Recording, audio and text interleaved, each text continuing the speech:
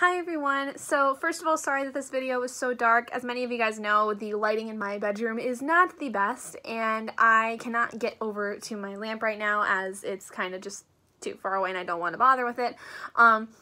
So this vlog is basically just going to talk about my experience with doing my first biannual bibliothon, because as you guys know, this is my very first time doing the biannual bibliothon and having done the reading challenges and the video challenges. So I kind of want to just talk about, my first experience with it and kind of how I did so far.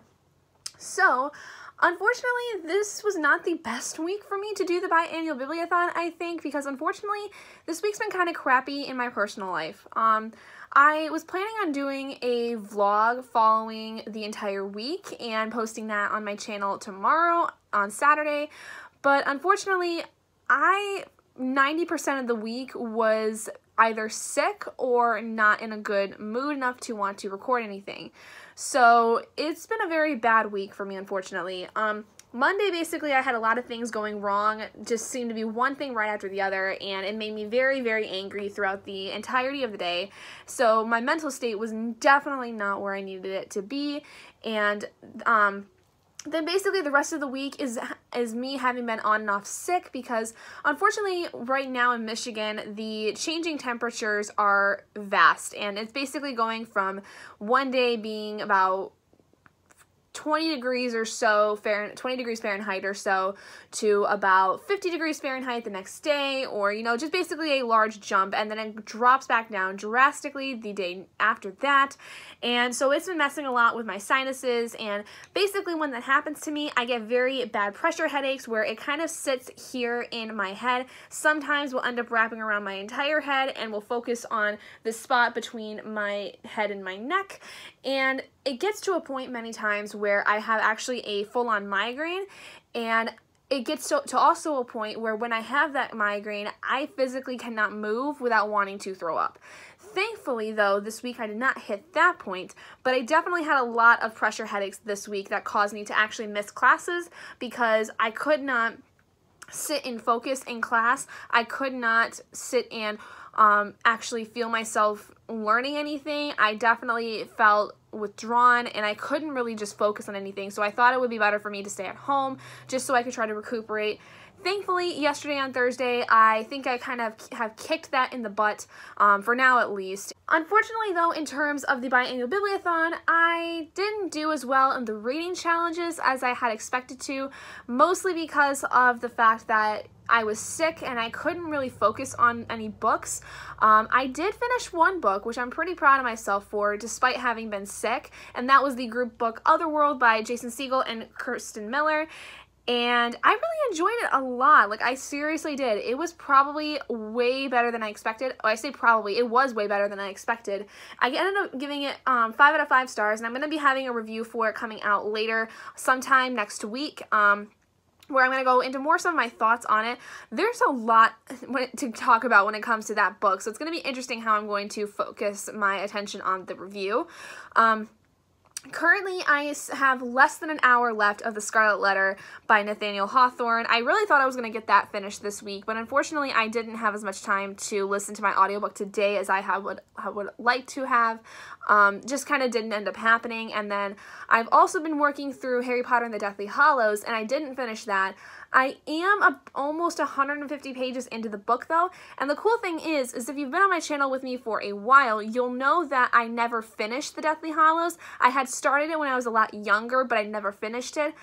Currently, I am actually to the point where I was when I was reading it almost 10 years ago, when I was about 12 years old, and it's so funny to me to realize like that I was only this far into the book. I'm basically at the point in the Deathly Hallows where Harry and Hermione and Ron had just talked to Scrimgeour, I don't know how you pronounce his name, about Dumbledore's will and the items they were left right before Bill and Fleur get married, and that, I think it was pretty much after the wedding is when I had stopped. I remember specifically reading about the wedding, and after that, I'm pretty sure I had stopped the first time. So I'm really happy to see that I'm actually getting through this book, because the problem was when I was a lot younger, when I was reading the book, I didn't understand what was going on specifically, and that was because my reading capabilities weren't as strong when I was 12 years old. I wasn't able to comprehend as much at that time, and it had been a while since I had read the rest of the books. It had been about probably a year since I had finished Half-Blood Prince,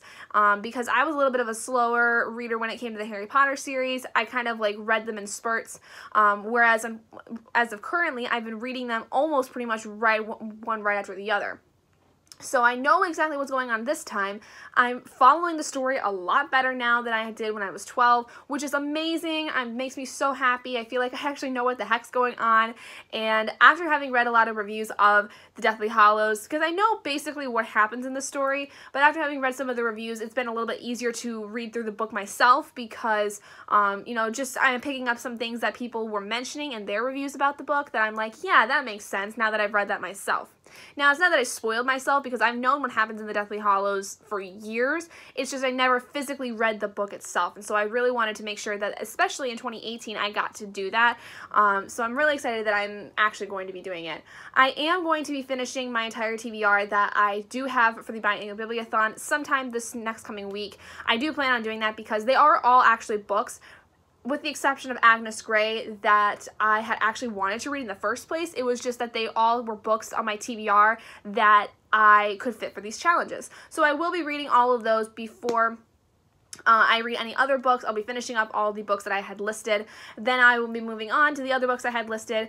Basically, my whole TBR has been kind of set back again as it did in December because, unfortunately, like I said, this past week's been really crazy with my bad mood and other things and just not feeling good in general.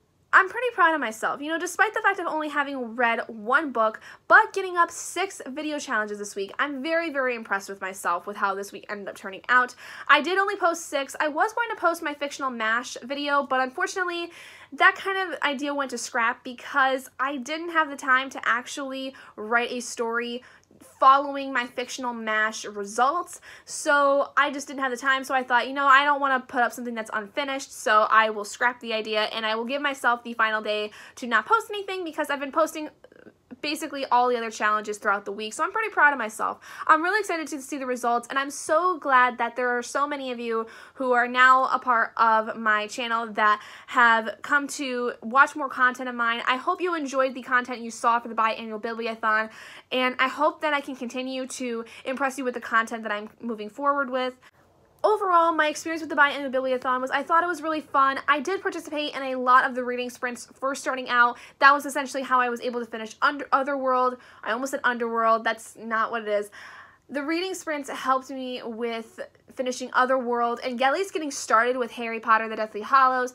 But unfortunately, with as much as was going on this week and the fact that I had a really bad week and I didn't feel good, I just wasn't able to read as much as I had wanted to, and that's okay. You know, I'm proud of myself that I even just got one book finished and nearly a second one. I almost got the Scarlet Letter done. Let me know how your guys' experience with the Biannual Bibliothon was if you participated in it, or let me know what you guys thought about the videos, if you watched any of them, or what were your thoughts on the people's challenge videos that they uploaded, because some of them were so freaking fantastic. I can't even begin to explain. Some of them were really fun to watch, and it made my heart so happy to see everyone just, you know, getting so involved in this entire community aspect, because that's the whole point of something like the Biannual Bibliothon.